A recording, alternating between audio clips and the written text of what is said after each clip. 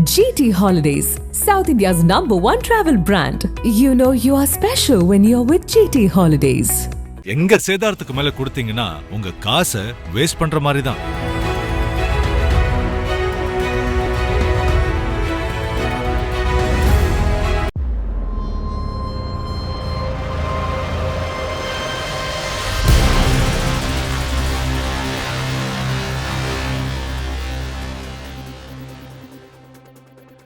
தஞ்சாவூர் மாவட்டம் கும்பகோணத்தை அடுத்துள்ள பந்தநல்லூர் கிராமத்தை சேர்ந்தவர் தங்கராசு.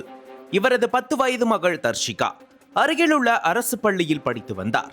இந்நிலையில் தர்ஷிகாவுக்கு உடல்நிலை பாதிப்பு ஏற்பட்டது. அதன் காரணமாக மயிலாடுதுறையில் உள்ள மருத்துவமனையில் அனுமதிக்கப்பட்டு சிகிச்சை பெற்று வந்தார். ஆனால் உடல்நிலை மேலும் மோசமானதால் திருவாரூர் அரசு மருத்துவமனைக்கு மேல் சிகிச்சைக்காக கொண்டு செல்லப்பட்டார். அங்கு சிகிச்சை பலனின்றி டிசம்பர் 3ஆம் தேதி சிறுமி தர்ஷிகா உயிரிழந்தார். இதையடுத்து சிறுமியின் உடல் வீட்டிற்கு எடுத்து செல்லப்பட்டு இறுதி சடங்கு செய்யப்பட்டது. அதைத் தொடர்ந்து கிராமத்தில் உள்ள இடுகாட்டில் சிறுமி தர்ஷிகாவின் உடல் புதைக்கப்பட்டது.